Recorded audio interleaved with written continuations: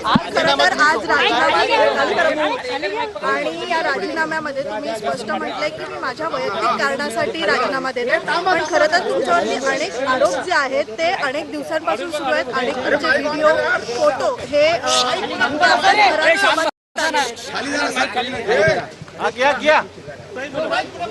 शिवणिका संस्थान या संस्थानेमध्ये जे महादेवाच्या मंदिराचं देवस्थानाचं ट्रस्ट आहे, या ट्रस्टवरती मी प्रदेशाध्यक्ष होते तेव्हापासून सदस्य म्हणून काम केलेलं आहे. माझ्या समवेत समाजातील वेगवेगळ्या क्षेत्रातील अनेक प्रतिष्ठित नागरिक, अनेक मान्यवर या ट्रस्टवर होते आणि या ट्रस्टवर मी जेव्हा होते त्याच्यानंतर मी आयोगाचे अध्यक्ष झाले. आणि मला सुरुवातीला हे सांगायचं आहे, या ट्रस्टचा कार्यकाळ हा 8 ऑगस्ट 2025 रोजी संपलेला आहे. खरं तर समाजामध्ये आपण आयुष्य जगत असताना कोणाला ना कोणाला गुरु मानत असतो. खरात पती पत्नीला माझ्या परिवाराने गुरु मानलं, आम्ही गुरु मानलं.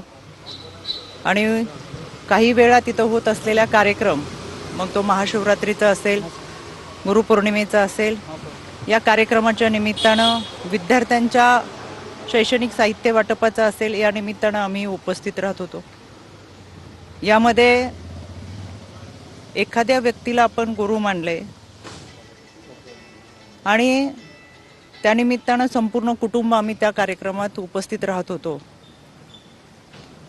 माध्यमांमधून सातत्याने दाखवले जाणारे व्हिडिओ हे काही वर्षापूर्वीचे आहेत.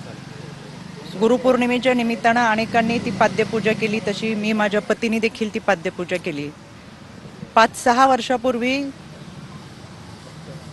ज्यावेळेस आपण ज्या लोकांच्या संपर्कात असतो ते 5-6 वर्षानंतर एखाद्याचं कृत्य, एखाद्याची वैयक्तिक वागणूक, त्याचं वैयक्तिक आयुष्य याच्याबाबत आपल्याला कोणतीही सुत्रम कल्पना नसते. आज आपण ज्यांच्याबरोबर आहोत, जे आपल्याबरोबर आहेत, ते उद्या पुढे जाऊन कसं वागणार आहेत ही कल्पना आपल्या कोणाला नसते. त्याच्यामुळं मी ही घटना समजली त्यावेळेस मला तो धक्का बसला. मी लगेच ते ट्विट देखील केले सुरुवातीला की या देवस्थान ट्रस्टशी माझ्या कुटुंबाचा संबंध आहे, पण खरात आणि त्याच्या वैयक्तिक आयुष्याबद्दल काही माहिती असायचं कारण नव्हतं. यामध्ये पोलिसांनी खोलवर निष्पक्षपणे तपास करावा हे मी परवाच सांगितलेलं आहे. त्याच्यासाठी आज मी पोलीस महासंचालक यांची भेट घेतली. त्यांना देखील या तपासाबाबतचं पत्र दिले, जे मी तुम्हाला माध्यमातून सुद्धा दिले. त्यानंतर मी राज्याचे मुख्यमंत्री आदरणीय देवेंद्रजी फडणवीस साहेब यांची भेट घेतली, त्यांनाही ते पत्र दिले, ते मी तुम्हाला माध्यमातून दिलेले. मी आता आदरणीय सुनेत्रा वहिनी, राष्ट्रवादी काँग्रेस पक्षाच्या आमच्या राष्ट्रीय अध्यक्ष, आमच्या नेत्या यांची भेट घेतली आणि एकंदर हा सगळ्या घटनेचा तपास हा पारदर्शकपणे व्हावा, निष्पक्षपणे व्हावा यासाठीची मागणी केली. यामध्ये आपण काही लोकांवर विश्वास ठेवतो, एक आध्यात्मिक श्रद्धा आपली असते, एक आध्यात्मिक भावना असते. माझं संपूर्ण कुटुंब हे वारकरी कुटुंब आहे. त्याच्यामुळे आमची जी श्रद्धा होती ती आध्यात्मिक दृष्टिकोनातून होती आणि म्हणून आम्ही कुटुंब ह्या देवस्थानशी जोडलं होतं. पण त्याची दुसरी जी बाजू आहे ती कधी आमच्या समोर आली नाही, काही माहीत असायचं कारण नाही. वर्षातल्या काही कार्यक्रमांना उपस्थित राहत असताना काही कालावधीसाठी आम्ही तिथं असायचो. त्याच्यामुळे जे काही घडले ते अत्यंत चुकीचे, अतिशय घाणेरडं कृत्य आहे. त्याचं कुठेही आम्ही समर्थन करणार नाही. पोलिसांनी त्याचा सखोल तपास करावा, आरोपीवर कठोर कारवाई करावी ही मागणी आम्ही महासंचालक असेल, आदरणीय वहिनी असतील, आदरणीय देवेंद्रजी फडणवीस असतील यांच्याकडे केलेली आहे. यामध्ये 2 गोष्टी मला प्रकर्षाने सांगायच्या आहेत. काल कोणी एक पत्रकार, खबरदार पुढारी यांनी त्यांच्या वर्तमानपत्रात एक बातमी दिली होती 19/3/2025 ला. समुपदेशक त्या विभागामध्ये काम करतात, विभागीय समुपदेशक असतात. त्यांनी ही बातमी, त्यानंतर समुपदेशकाने त्यांना हे पत्र पाठवलेले 8 तारखेला. आमच्या प्रकल्प अधिकाऱ्याने हे पत्र पाठवून त्या पत्रामध्ये स्पष्ट दिलंय की आपल्या पेपरमध्ये जी बातमी आली त्याच्यामध्ये बातमीमध्ये काही मोघम स्वरूपात छापलेले आहे, तर या प्रकरणामध्ये आपल्याकडे काही माहिती असेल तर सविस्तर आयोगाला कळवावी. दुसरं पत्र आहे पोलीस अधीक्षकांना की तुम्ही तुमच्याकडे जी काही माहिती असेल ती माहिती या अत्याचाराच्या संदर्भात असेल किंवा काही असेल तर आपण पोलीस स्तरावरती कारवाई करावी, भूमिका घ्यावी, जे काही असेल. त्यापूर्वी माझ्या ऑफिसमधून संबंधित पत्रकाराला फोन गेला होता की तुमच्याकडे अशी काही तक्रार असेल, अशी काही माहिती असेल तर तुम्ही पोलिसांकडे जाऊन तक्रार दाखल करा. यानंतर तिथं स्थानिक पोलिसांनी सांगितलं की कोणती माहिती नाही, कोणत्या महिलेची तक्रार नाही.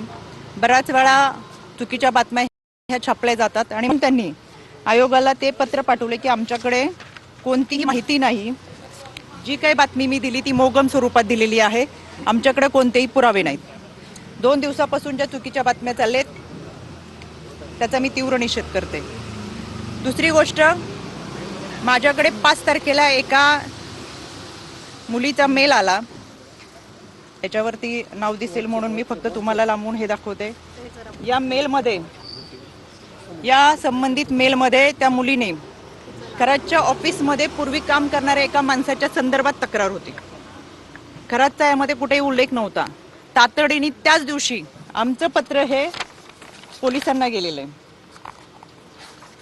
मी स्वतः ॲडिशनल DG यांना ते पाठवलं आणि पोलिसांना आम्ही ते पत्र पाठवून जे कोणी असेल त्याच्यावरती तपास करावा असं सांगितलं.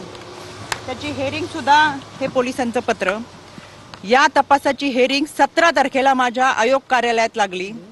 या हेअरिंगमध्ये आम्हाला पोलिसांनी स्वतः पत्र दिलंय की याच्यामध्ये आम्ही कारवाई करतोय. कोणालाही, कुठल्याही व्यक्तीला, संस्थेला, कोणालाही पाठीशी घातलेलं नाही.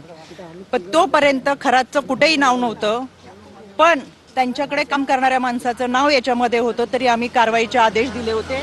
त्या अनुषंगाने आम्हाला तेजस्वी सातपुते त्यांचं पत्र आहे की आम्ही याच्यामध्ये कारवाई करतोय. हे पत्र आहे आम्हाला 17 तारखेला. 17 तारखेला यामध्ये जी तक्रार होती ती एका महिलेची कार्यालयामध्ये पूर्वी काम करणाऱ्या एका मुलाच्या संदर्भात होते. त्याच्यामुळे मला आवर्जून सांगायचंय की अशा पद्धतीने जे काही गोष्टी 2 दिवस चालू आहेत, चुकीच्या बातम्या चालू आहेत, एखादी व्यक्ती पुढे जाऊन कशी वागती, त्याचं कृत्य, वैयक्तिक आयुष्य आपल्याला कोणाला माहीत नसतं. आम्ही जोडलो होतो तर मी पहिल्याच दिवशी ट्विट करून सांगितलं, हो आम्ही संस्थानाशी जोडलेलो होतो, देवस्थान ट्रस्टमध्ये होतो. ते फोटो माझ्या आहेत. अनेक वर्षापूर्वीच्या आमच्या कुटुंबाबरोबरचे फोटो तिथं होते आणि एखाद्या गुरुची, पती पत्नीची पाद्यपूजा करत असताना गुरुपौर्णिमेच्या दिवशीचे फोटो आहेत. विशेष म्हणजे अनेक लोकांचे फोटो याच्यामध्ये आहेत, पण केवळ महिला म्हणून ज्या पद्धतीचं सॉफ्ट टार्गेट गेले 2 दिवसामध्ये करतात ते अत्यंत चुकीचं आहे. काही जणांनी पत्रकार परिषद घेऊन सातत्याने चुकीच्या बातम्या पसरवण्याचा प्रयत्न केला.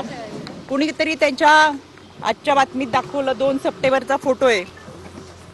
खरं हा माझा फोटो, हा फोटो आहे 12 सप्टेंबरचा. ह्याच्यावरची 1 तारीख पुढची खोडली आणि 2 सप्टेंबर दाखवलं आणि काहीतरी त्या दिवशी अमावस्या पौर्णिमा काहीतरी आहे असं चुकीचं दाखवलं. माझ्या आजही अकाउंटवर गेलात तर हे फोटो आहे असे आहेत, ते 2 सप्टेंबरचे नाहीत, ते 12 सप्टेंबरचे आहेत. दुसरी गोष्ट, 2 सप्टेंबरला आदरणीय अजितदादांच्या दौऱ्यात आम्ही होतो. हा माझा 2 सप्टेंबरचा फोटो आहे. 2 सप्टेंबरला हा फोटो झाल्यानंतर कुठेही माझ्या हाताला जखम नाही. हा 5 सप्टेंबरचा फोटो आहे, कुठेही हाताला जखम नाही. कुठला दिवस होता, काय होता विधी तो माहीत नाही. आणि हा 6 सप्टेंबरचा आहे, कोणतीही हाताला जखम नाही. कायद्याच्या चौकटीतून ह्या सगळ्यांना आम्ही नोटिसा पाठवूच. चुकीच्या पद्धतीने बदनामी करणं, अश्लील टीका टिप्पणी करणं, खोटे नरेटिव्ह सेट करणं, खोट्या बातम्या प्रसाद करणं, या सगळ्यांच्या बाबत कायद्याच्या चौकटीतून प्रक्रिया नक्की करेल. मी परत सांगते, यामध्ये जी व्यक्ती होती ती दोषी आहेच, त्याच्यावर कठोर कारवाई झालीच पाहिजे. आपल्याला कोणत्याही व्यक्तीच्या वैयक्तिक आयुष्याबद्दल काही माहिती असायचं कारण नाही आणि आज आपण ज्यांच्याबरोबर आहेत ते पुढे जाऊन 4 वर्षांनी 5 वर्षांनी काय करणार आहेत हे याची कल्पना आपल्याला नसते. त्याच्यामुळे या व्यक्तीवर कठोर कारवाई व्हावीच ही मागणी मी आज केलेली आहे आणि या सगळ्या गोष्टींचा निष्पक्षपणे तपास व्हावा. त्याच्यामुळे मी आज राज्य महिला आयोगाच्या अध्यक्षपदाचा राजीनामा माझ्या नेत्या आदरणीय सुनेत्रा वहिनी यांच्याकडे मी सुपूर्द केलेला आहे. याबाबतचा जो काही निर्णय असेल तो आदरणीय वहिनी घेतील आपल्याशी बोलण्यासाठी मी सविस्तर पुराव्यासहित पत्रकार परिषद घेतली. Bureau report HN network.